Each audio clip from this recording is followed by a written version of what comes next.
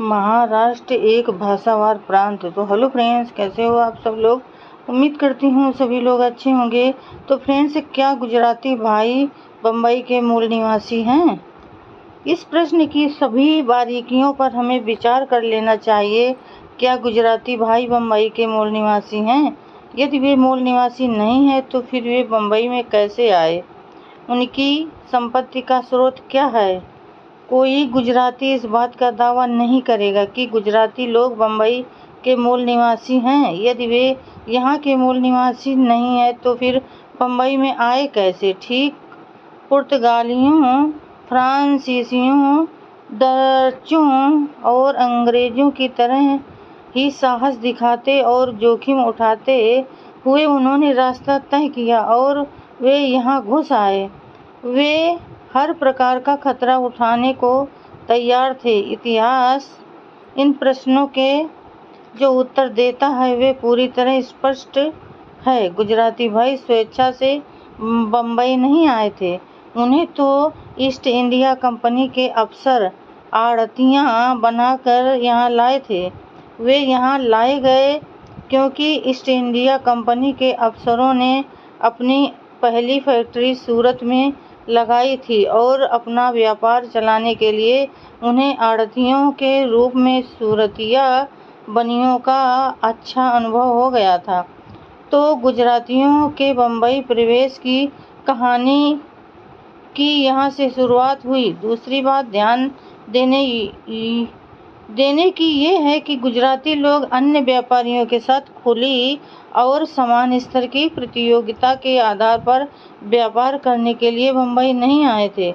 वे तो केवल उन सौभाग्यशाली व्यक्तियों के रूप में यहाँ आए थे जिन्हें ईस्ट इंडिया कंपनी की ओर से व्यापार करने के लिए कुछ विशेषाधिकार मिले हुए थे।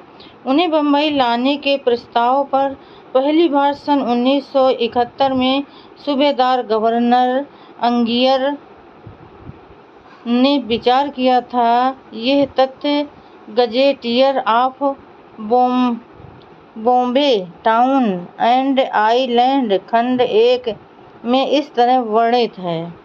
बम्बई के लाभ के लिए एक और योजना जिसमें गवर्नर अंगियर ने खुद रुचि दिखाई है ये है कि सूरत के बनियों को लाकर बम्बई में बसाया जाए। लगता है कि महाजनों ने अर्थात सूरत के बनियों बिरादरी वालों ने बम्बई आने के खतरे को ध्यान में रखते हुए कुछ विशेषाधिकार पाने का आश्वासन मांगा हो। कंपनी सरकार ने महाजनों के इस प्रस्ताव पर अपनी आम सहमति दे दी हो।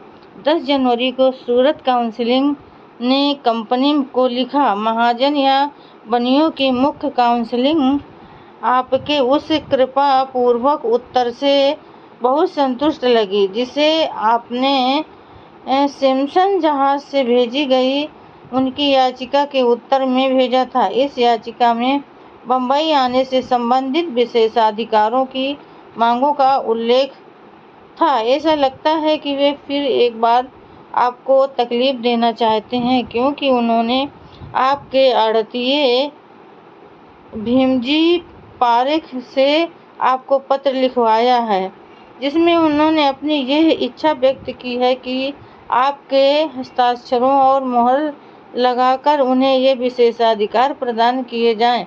इस विशेषाधिकारों को पाने के लिए उन्होंने अपने पत्र में कारण भी दिए हैं। उनका यह पत्र आपकी अन्य डाक के साथ फाल्कन नामक जहाज से भेजा जा रहा है। उनके इस प्रकार के अनुरोध की पुष्टि के लिए उन्होंने जो तर्क प्रस्तुत किए हैं उनमें थोड़ा वजन है। उनका कहना है कि मान्य कंपनी तो कालातीत और उसके अध्यादेशों में बल भी होता है किंतु कंपनी के प्रधान और परिषद के सदस्य तो बदलते रहते हैं।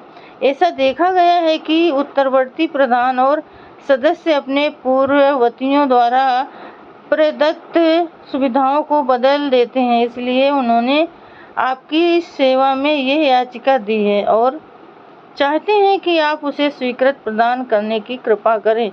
इस याचिका पर हमारी सादर सम्मति ये है कि इसमें ऐसा कुछ भी नहीं है जिससे आपको किसी तरह का नुकसान पहुंचने की गुंजाइश हो।